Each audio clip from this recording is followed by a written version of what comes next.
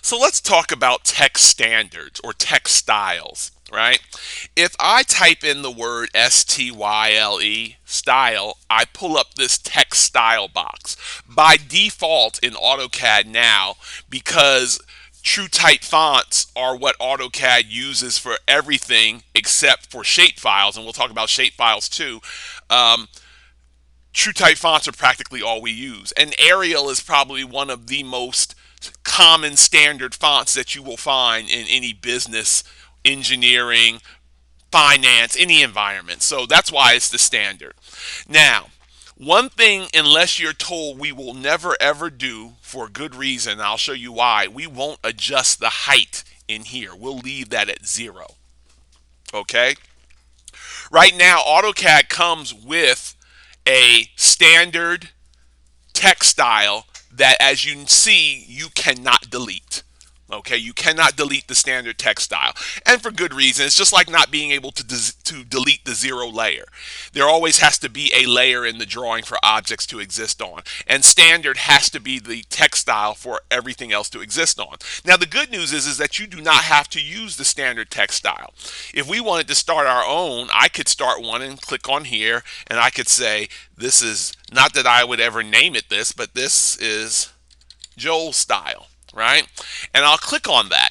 And now I can make that and set that the current text style.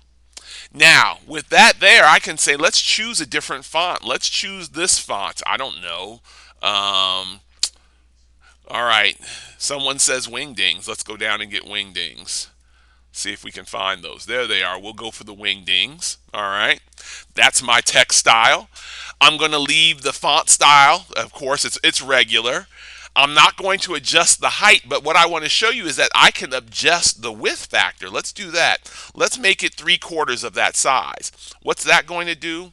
Well, when I apply this and close it, when I go to put a piece of multi-line text in there, right? And I say make it 2/10, right? I can now come in here and say the quick brown fox jumped over the 6 lazy dogs. Oops. All right. And that's what that looks like. Now that makes absolutely no sense. But if I go in here and I say, you know what, wingdings aren't as fun as I thought, and I type in style, or I go up to the annotate tab, right? I'm sorry, not the annotate tab. I'll go to the home tab and go to the annotation ribbon. And if I want to talk about text styles, how would I get back to that style box without typing in style? I'm going to stop the video for a second. We're going to discuss it again. So what we discussed and figured out is that if we go here to annotation and I simply click on this little text style box, I get that box back.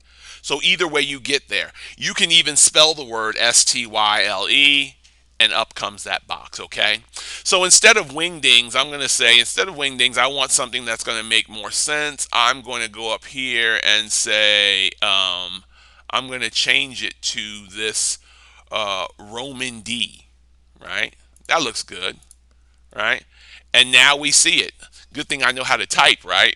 Because I couldn't tell what any of those letters were before. But what you're seeing in front of you right now is not a font. What you see in front of you right now is what's called a shape file. A shape file was a way that many years ago in AutoCAD, in order to save memory, because true type fonts take up a lot of memory when you're using them, and before computers were as robust as they are now, it would take a long time to generate a true type font. So these shape files are what AutoCAD could use in place of them. And notice what I mean when I say shape file. If I go back up here and go to my style manager, notice how for text, right, you see for true type fonts, you see this double T, right? You see true type. But for these, you don't see that TT like you see here. All you see is a .shx. That .shx stands for shape file. And shape files are things that you can use, right, to represent text. Okay, so I wanted you to see the difference between those. I can change anything though. You see how this piece of text right here, this single line text, if I go to the properties, if I go in here, notice the text style is standard. I can change that to Joel style. I can change the height of it. I can change the width of it. And I can even do something to it called obliquing, right? I can twist it over even further.